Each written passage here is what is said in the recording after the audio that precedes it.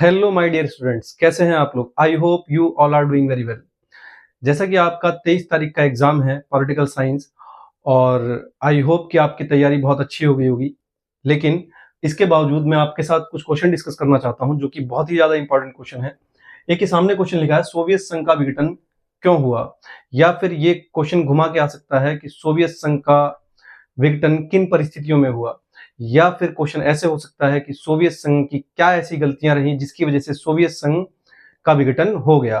विघटन शब्द का मतलब होता है टूट जाना। विघटन शब्द का मतलब होता है टूट जाना, जिसे हम इंग्लिश में डिसइंटीग्रेट भी कहते हैं। तो आइए डिस्कस करते हैं एक एक करके इन सभी पॉइंटों को। बहुत थोड़ा ही समय लूंगा, और अगर आप ये पॉइंट याद रख लेते हैं, पेपर में लिख देते हैं, तो आई गारंटी कि आप, अगर ये क्वेश्चन 4 नंबर का आता तो 4 नंबर मिलेंगे, 6 नंबर का आता तो 6 नंबर मिलेंगे। बट ये क्वेश्चन बार बार आता रहा है, बहुत इंपॉर्टेंट क्वेश्चन है, ध्यान दीजिएगा। तो सोवियत संघ के विघटन के कारण कि क्या कारण रहे, इसके मुख्य बिंदु है शीत युद्ध। सोवियत संघ जो है ये यूएसए के साथ शीत युद्ध में उलझ गया था। शीत युद्ध की अवधि लगभग 1945 से लेकर 1991, एक बहुत लंबा समय है। शीत युद्ध में की परिस्थिति क्या थी, इसमें यूएसए और यूएसएसआर दोनों ही देश आपस में तनावपूर्ण स्थिति में थे, यानी कि हमेशा ही युद्ध की स्थिति में थे। परंतु दोनों ही देश परमाणु संपन्न थे, इस वजह से दोनों ने एक दूसरे के ऊपर हमला नहीं किया, और इस परिस्थिति को कहा गया शीत युद्ध का दौर, यानी कि कोल्ड वॉर। कोल्ड वॉर में यूएसएसआर यानी कि सोवियत संघ ये धीरे धीरे कमजोर होता रहा, और 1991 तक आते आते बहुत ही ज्यादा कमजोर हो गया। हथियारों की होड़, यूएसएसआर यूएसए के साथ यानी कि अमेरिका के साथ हथियारों की होड़ में लग गया। जैसे अमेरिका ने बनाया 1945 में परमाणु बम, एटम बम, तो यूएसएसआर ने भी 1949 में 1949 में ही परमाणु बम बना लिया। फिर उसके बाद अमेरिका को डिफेंस सिस्टम बनाना था, डिफेंस सिस्टम बनाया।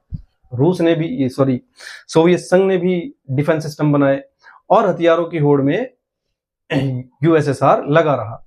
अमेरिका ने नई टेक्नोलॉजी डेवलप की और अपने आप को और ज्यादा प्रोग्रेस किया, परंतु यूएसएसआर के पास उस मुकाबले की टेक्नोलॉजी दूसरी उत्पन्न नहीं हो पाई। फिर देश के संसाधनों का गलत प्रयोग, ये कुछ ऐसा है कि देश के अंदर संसाधन तो बहुत थे, पेड़, पहाड़, नदियां, रेयर अर्थ मटेरियल। आज भी देखो रूस के पास कितना तेल है, गैस है, जो दूसरे देशों को एक्सपोर्ट भी करता है, परंतु देश के संसाधनों का गलत प्रयोग हो रहा था। ये कुछ ऐसा ही था जैसे किसी परिवार में कोई व्यक्ति कोई कितना ही कमाए, परंतु घर में लाके दारू पी जाता है, लड़ाई झगड़ों में खर्च कर देता है, तो देश, घर का विकास नहीं हो पाता।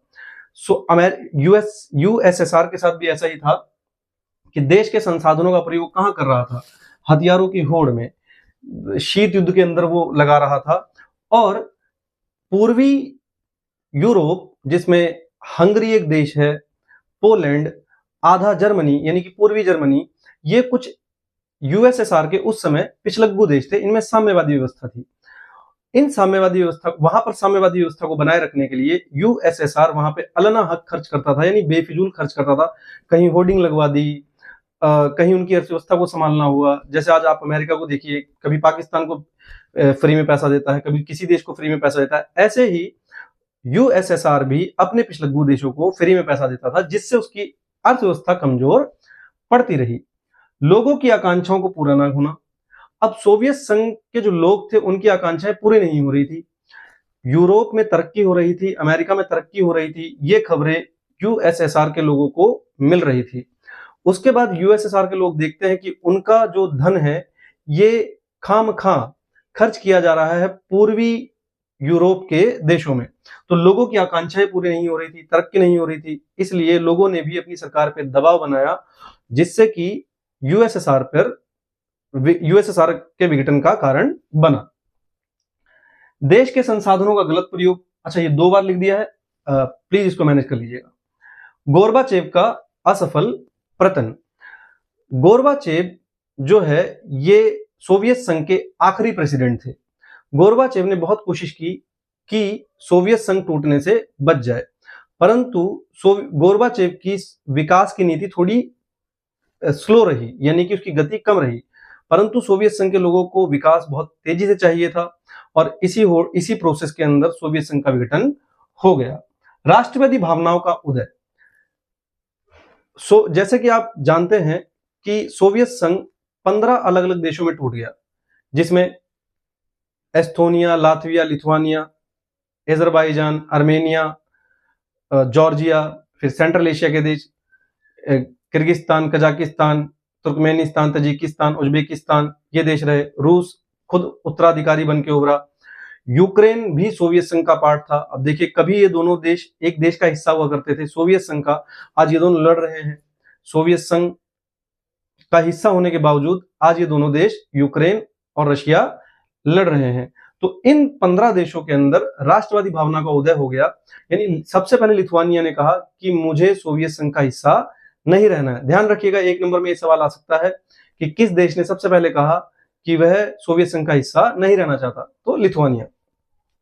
फिर उसके बाद यूक्रेन भी उस पिक्चर में आ गया। यूक्रेन ने भी कहा कि भाई मुझे भी सोवियत संघ का हिस्सा नहीं रहना। तो राष्ट्रवादी भावनाओं का उदय हो गया, जिसमें सभी देशों ने अपने अपने हित को लेकर सोचा और सोवियत संघ का फाइनली 15 टुकड़ों में विभाजन हो गया।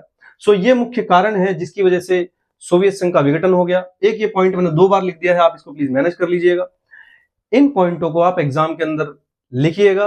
अगर आपको ये क्वेश्चन 6 नंबर में मिलता है तो आप इसको प्लीज 180 वर्ड में, शब्दों में करने की कोशिश कीजिएगा इन्हीं पॉइंट्स के साथ। और अगर आपको 4 नंबर में मिलता है तो आप इसको 120 शब्दों में फाइनलाइज करने की कोशिश कीजिएगा। अगले सवाल के साथ हम मिलेंगे नेक्स्ट वीडियो में। Till then have fun, take care, bye bye.